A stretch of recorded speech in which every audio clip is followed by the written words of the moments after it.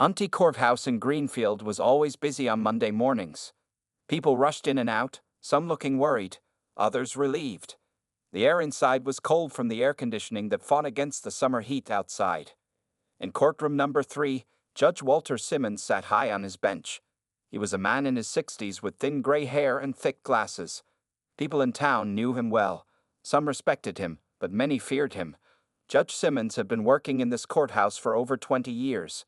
He was known for being strict and sometimes mean with his words. On this particular Monday, the courtroom was more crowded than usual. All the wooden benches were filled with people waiting for their cases to be called. Lawyers in dark suits moved around, talking quietly to their clients. Court officers stood at the doors, watching everyone carefully. In the back row sat Thomas Chen. He was 45 years old, Chinese-American, and sat in a wheelchair.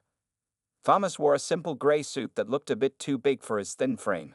His dark hair was neatly combed, and his hands rested calmly on his lap. Unlike the nervous energy that filled most people in the room, Thomas seemed peaceful, even though he was waiting for his own case. Next case, Thomas Chen, called the court clerk, a woman with a loud voice and a stack of papers. Thomas slowly wheeled himself forward. His wheelchair made a slight squeaking sound on the polished floor. People turned to look at him, but most quickly went back to their own worries. Judge Simmons looked down from his high bench. His eyes narrowed as he saw Thomas. "Mr. Chen," said the judge, drawing out the name in a strange way. "You're here for a traffic violation, is that right?" "Yes, Your Honor," Thomas replied politely. Judge Simmons looked down at the papers in front of him. Then he looked back at Thomas with a cold smile. "Can't you stand up when you address this court?" the judge asked loudly. "Or is that too much to ask from someone like you?" The courtroom went quiet. Thomas's face showed no emotion, but his hands gripped the arms of his wheelchair a little tighter.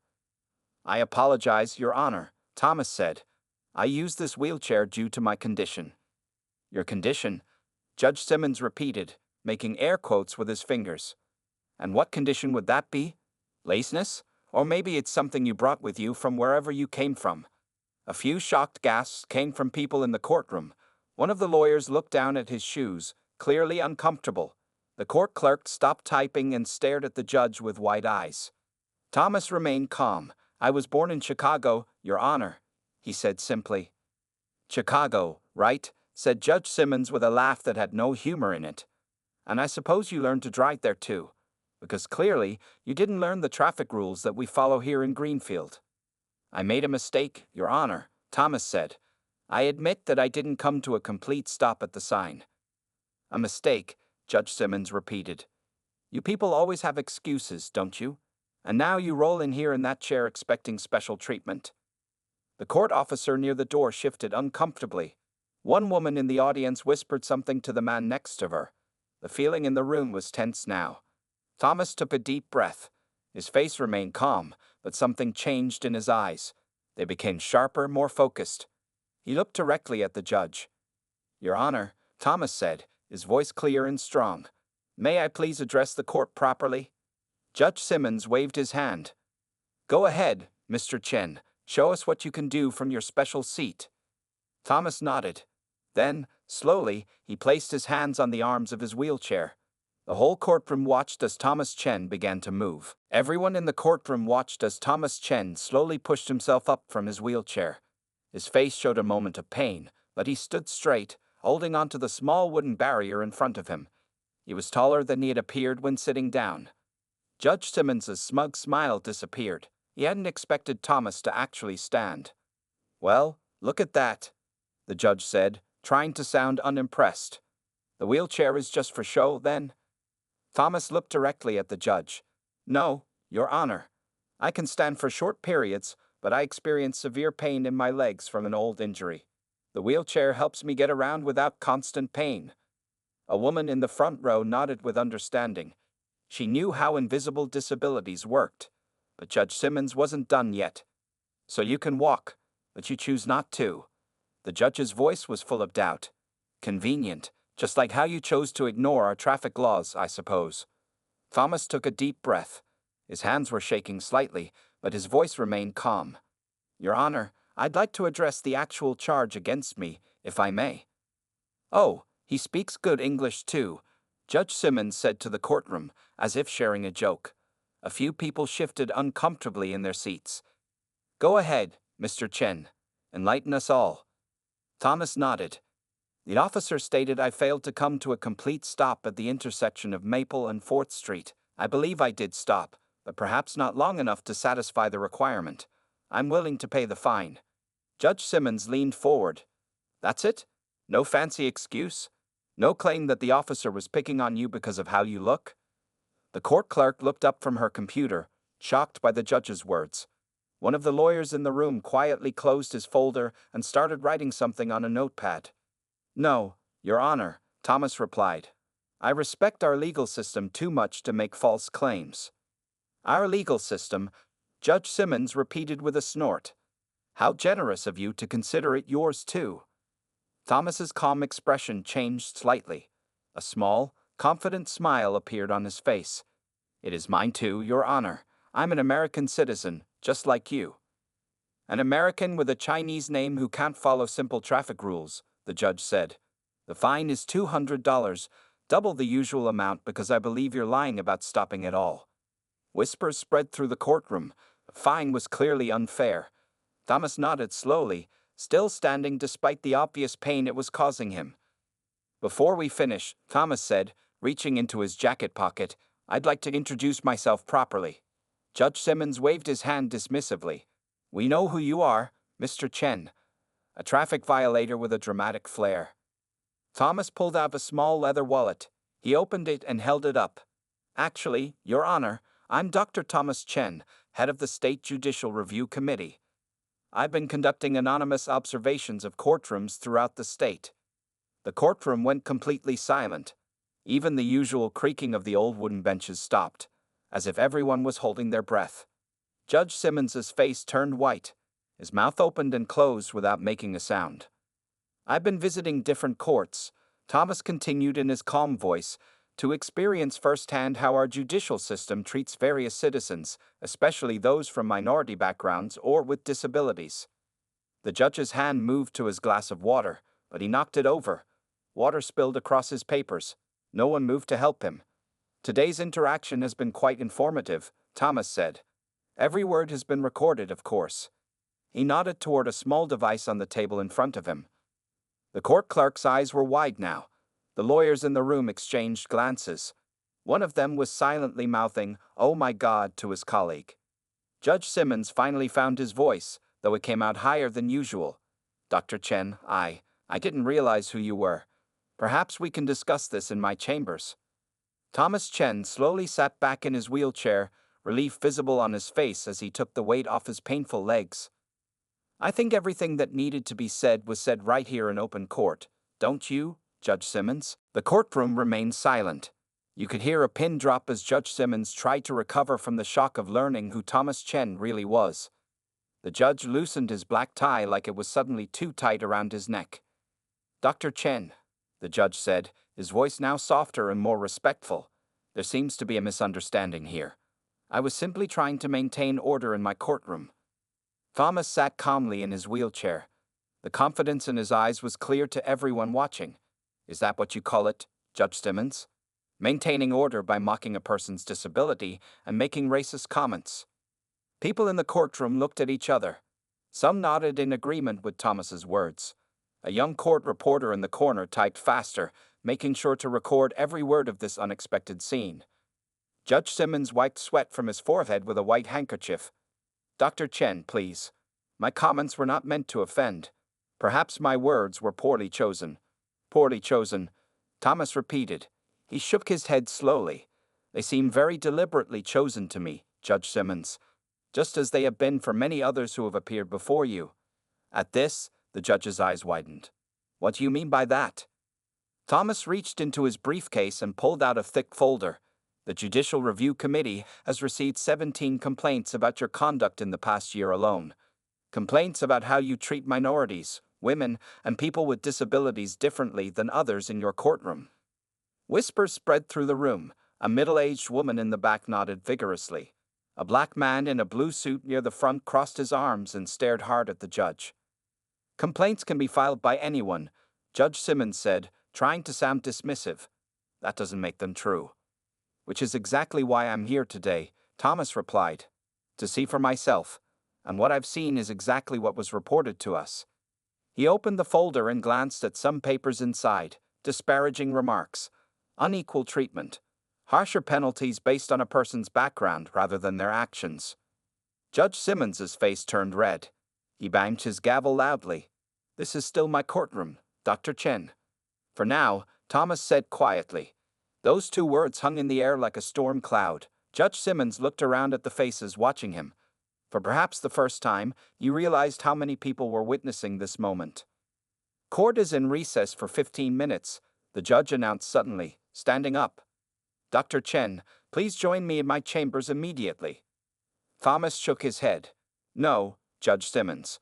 Whatever you have to say can be said here, in public, just like your earlier comments about me. The court clerk looked nervously between Thomas and the judge, unsure what to do. One of the court officers moved closer to Thomas, as if to protect him. Judge Simmons sat back down heavily in his chair. What exactly do you want, Dr. Chen? Justice, Thomas answered simply.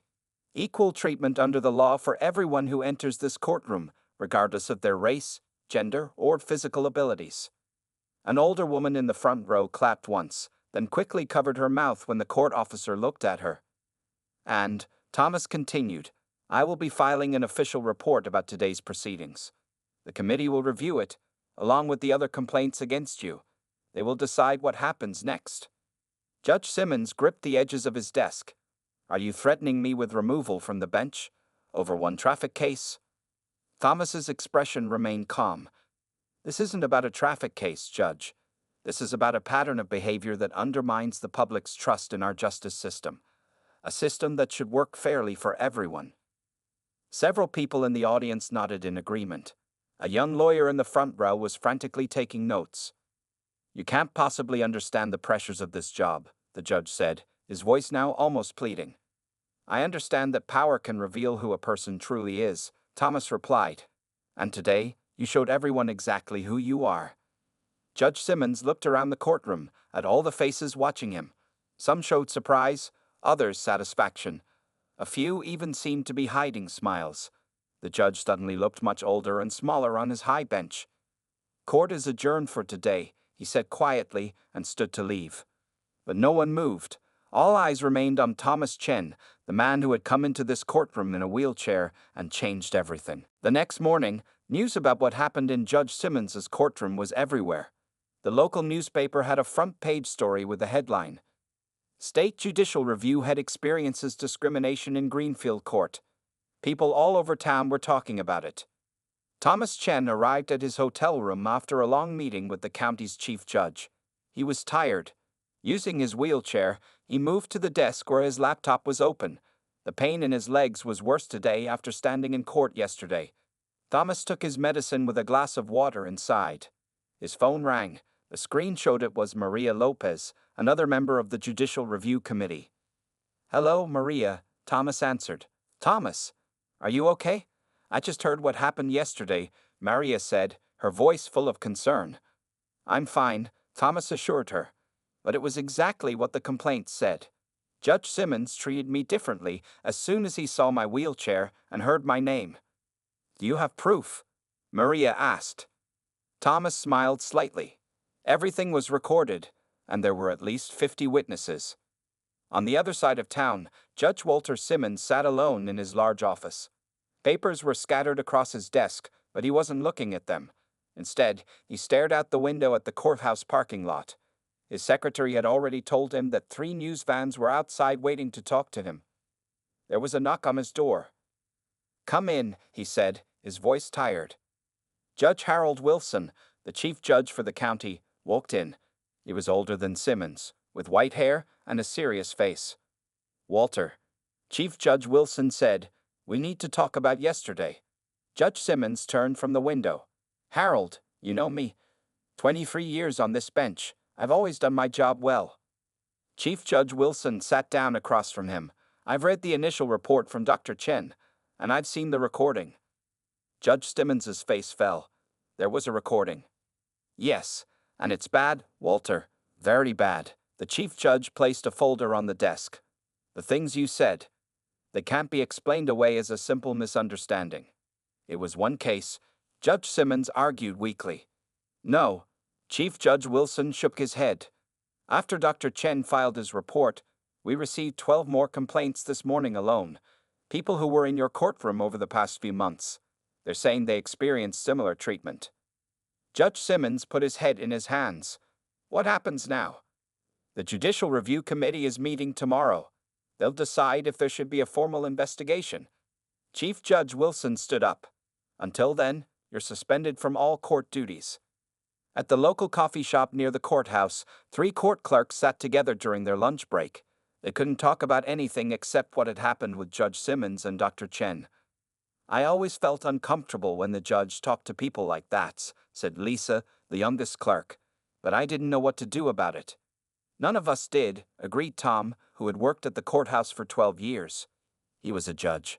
Who would believe us over him? Well, now everyone knows, said Marta, the third clerk.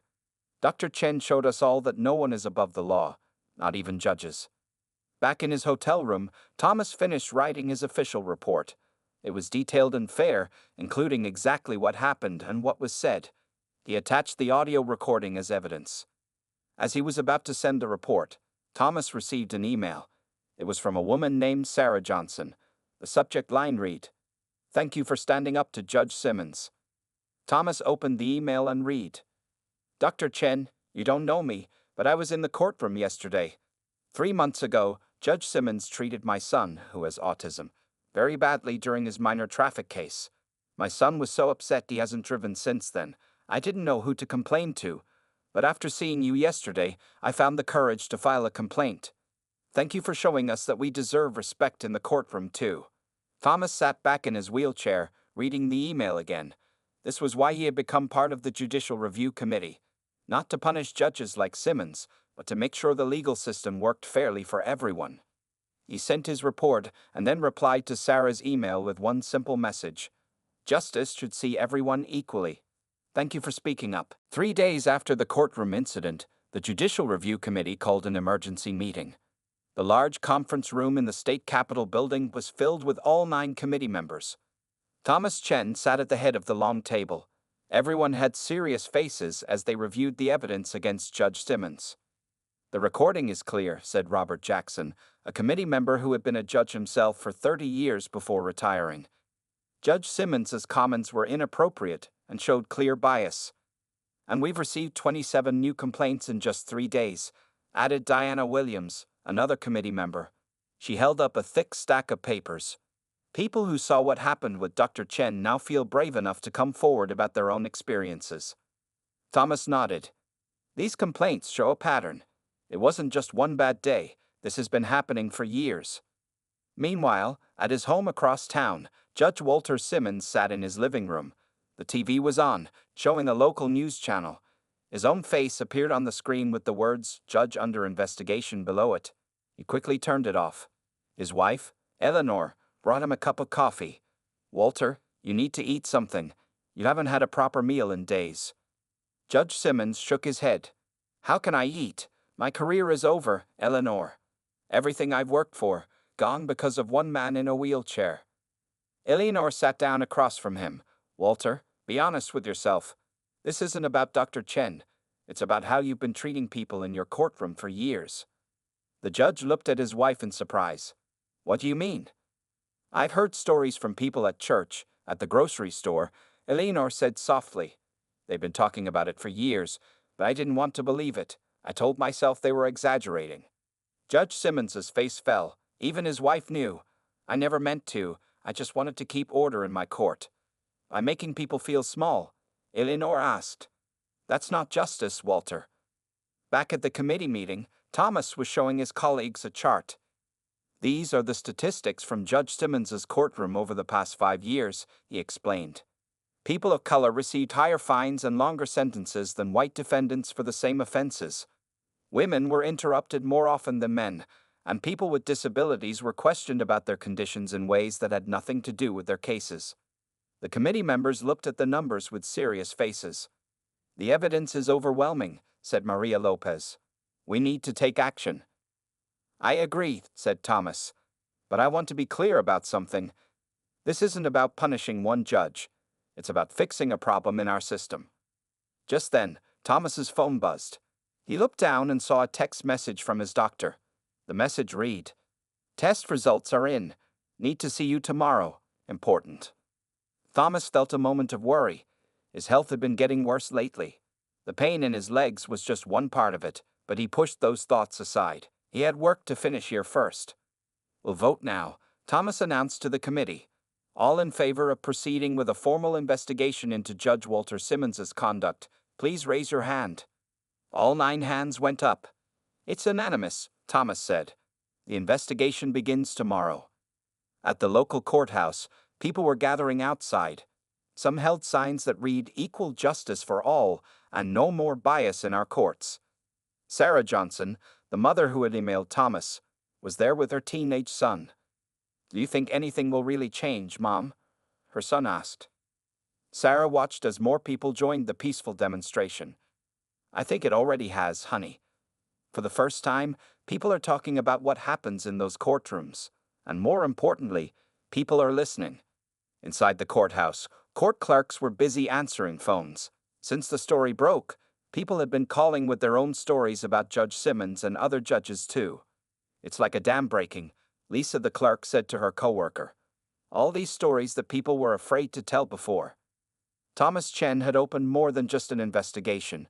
He had opened a conversation that the whole community needed to have. 2 weeks after the courtroom incident, Thomas Chen sat in a doctor's office. The walls were white, and there were medical diplomas hanging on them. Dr. Patel, a woman in her 50s with kind eyes, sat across from him. "The tests confirm what we suspected, Thomas," Dr. Patel said, looking at her computer screen. "Your condition is getting worse. The pain in your legs is just one symptom." Thomas nodded slowly. He had expected this news, but it still hurt to hear it. "How much time do I have before I can't walk at all?" 6 months, maybe a year, Dr. Patel replied honestly. "But with the right treatment, we can manage the pain better." Thomas looked down at his hands. "I need to finish my work first.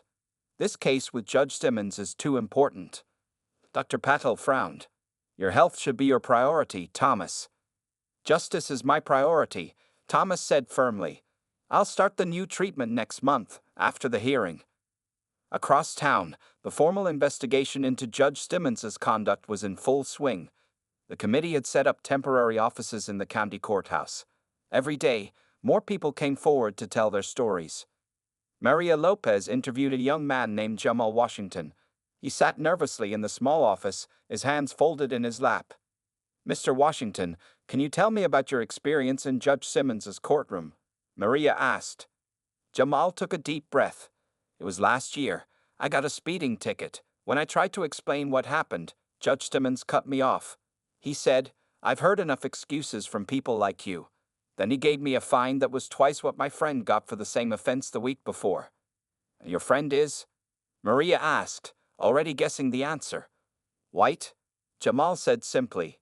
"We compared our tickets. Same speed, same location, but different fines." Maria wrote this down, adding it to the growing pile of evidence. "Thank you for coming forward, Mr. Washington. Your story matters."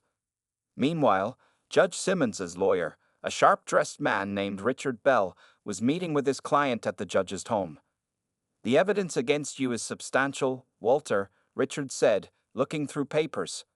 "The committee has testimonies from dozens of people, statistics from your cases, and of course, the recording from that day with Dr. Chen." Judge Simmons paced back and forth. "What are my options?" "You can fight this at the hearing next week," Richard explained. "Or you can resign before then." "Resign?" The judge stopped pacing. "After 23 years on the bench? If you resign now, you might keep your pension," Richard said. "If you wait for the hearing and they remove you, you could lose everything." Judge Simmons sat down heavily. "And what are my chances if I fight?" Richard looked him straight in the eyes. "Based on the evidence I've seen, not good, Walter. Not good at all." The next day, Thomas Chen met with the full committee to discuss their progress. Despite his doctor's warnings, he had been working long hours on the case. "We have testimonies from 57 people," Thomas told them. The pattern is clear and consistent. What about Judge Simmons? Asked Robert Jackson. Has he made any statement? His lawyer requested a meeting, Thomas replied. They want to discuss terms. Terms? Diana Williams raised an eyebrow.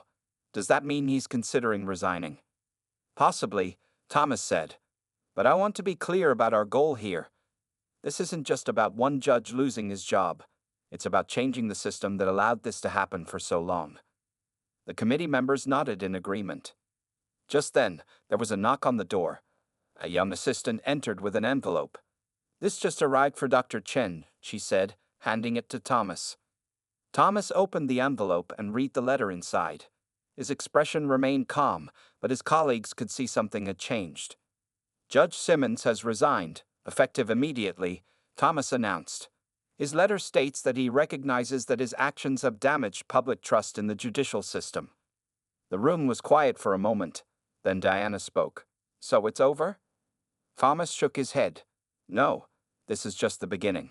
One judge is gone, but the problems in our system remain. People with disabilities, minorities, women, they still face bias in courtrooms across this state. Thomas stood up slowly, wincing slightly from the pain in his legs, but his voice was strong. We have work to do, he said. Judge Simmons's case has opened a door. Now we need to walk through it and make real changes. The committee members looked at Thomas with respect. They knew he was right. The resignation of one judge wouldn't fix everything, but it was an important first step toward a more fair and equal justice system. 1 month after Judge Simmons resigned, the small town of Greenfield was still feeling the effects of what had happened. The county courthouse looked the same from the outside, but inside, things were changing. Thomas Chen sat in courtroom number 3, the same room where everything had started. But today, he wasn't in his wheelchair. Today, he sat at the main table as the head of a special public hearing. The courtroom was packed with people. Some had come to tell their stories, while others came to listen and learn. This hearing is now in session, Thomas announced. Today, we're not here to judge any person. We're here to examine a system that has failed many of you. In the front row sat Sarah Johnson and her son with autism. Behind them was Jamal Washington, who had shared his story about the unfair speeding ticket. There were many others too, people of different races, abilities, and backgrounds. All of them had experienced unfair treatment in the courthouse. First, I want to thank everyone who had the courage to come forward, Thomas said. Your stories have already made a difference. He pointed to a large screen where new courthouse rules were displayed. 1. All courtroom staff must complete training on bias and fair treatment. 2. Court proceedings will be recorded for review. 3. Regular checks of judges' rulings will look for patterns of unfair treatment. 4. A simple way for people to report problems has been created. These changes are just the beginning, Thomas explained, but they will help make sure what happened with Judge Simmons doesn't happen again. As Thomas spoke, Eleanor Simmons, the former judge's wife, quietly entered the back of the courtroom. She sat down, hoping no one would notice her, but Thomas saw her. He gave her a small nod of acknowledgement but continued with the hearing. Now, I'd like to introduce Judge Maria Rodriguez, Thomas said. She has been appointed to replace Judge Simmons. A woman in her 40s stood up from the side of the room. She walked to the front with confidence. Judge Rodriguez had worked as a public defender for 15 years before becoming a judge. She knew firsthand how the system could treat people unfairly. Thank you, Dr. Chen, Judge Rodriguez said. I want everyone in this community to know that in my courtroom, you will be treated with respect and fairness, no matter who you are or where you come from. People in the audience applauded. For many of them, this was the first time they felt hopeful about the justice system. After Judge Rodriguez spoke, Thomas invited people to share their experiences. One by one, they came forward.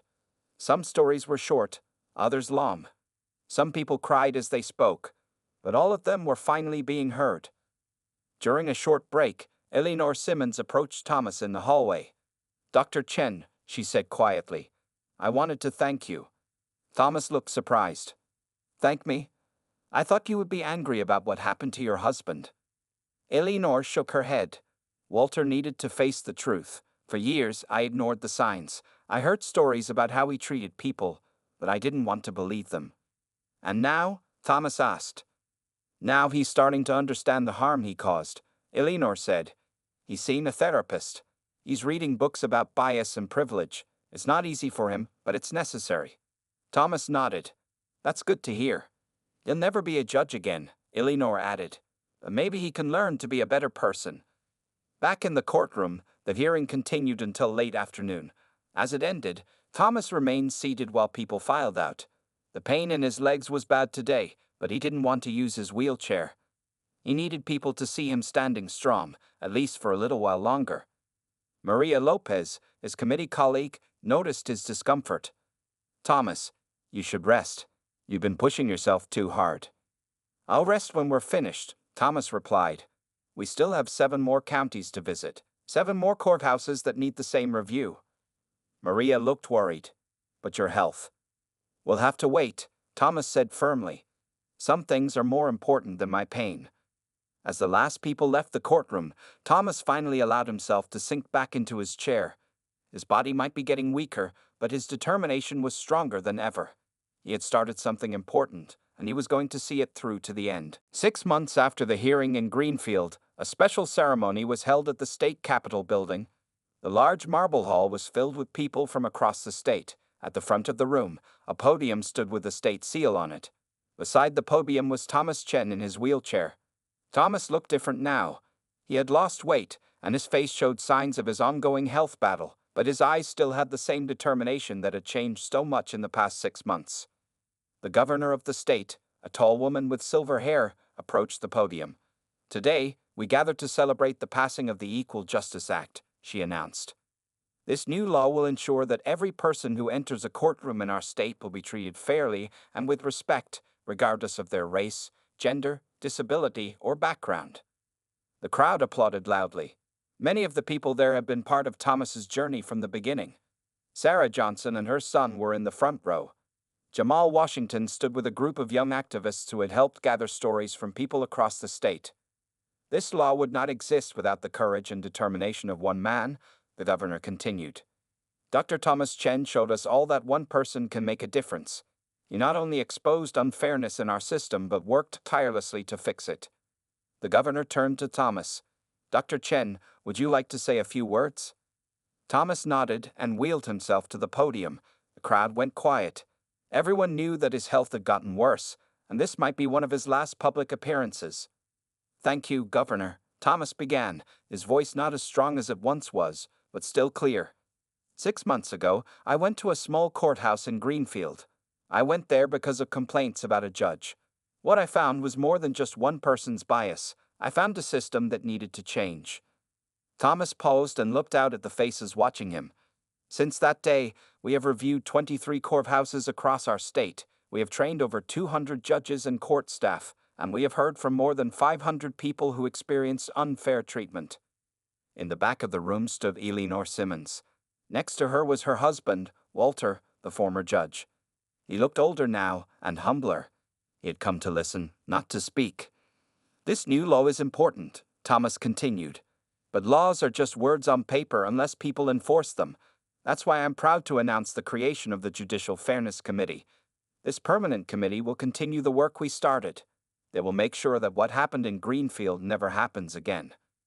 The crowd applauded again. Thomas waited for the noise to die down before he spoke again. I want to tell you about something that happened last week, he said. I received a letter from a young man named Miguel. He wrote that he had been afraid to go to court for a minor traffic ticket because of stories he had heard about how people like him were treated. But when he went to the courthouse in Greenfield, something different happened. Thomas smiled. The new judge, Judge Rodriguez, treated him with respect. She listened to him. She was fair. Miguel wrote that for the first time, he felt like the justice system worked for him too. Thomas's voice grew stronger as he finished. That's what this has all been about. Not punishment, but change. Not anger, but justice. Real justice for everyone. As Thomas finished speaking, the crowd rose to their feet. The applause was deafening. Thomas looked out at all the people standing for him, just as he had stood in that courtroom 6 months ago. Dr. Patel, Thomas's doctor, stood at the side of the room. She knew better than anyone how much pain Thomas was in every day. She knew that his condition was getting worse, that soon he would not be able to make appearances like this. but she also knew that what he had done would last long after he was gone. As Thomas wheeled himself back from the podium, he caught the eye of Walter Simmons in the back of the room. The former judge gave him a small nod of respect. Thomas nodded back. This wasn't about winning or losing. It was about learning and changing. The Equal Justice Act would be Thomas Chen's legacy. But his greatest achievement was showing everyone that one person, even someone others might underestimate, could stand up and change the world.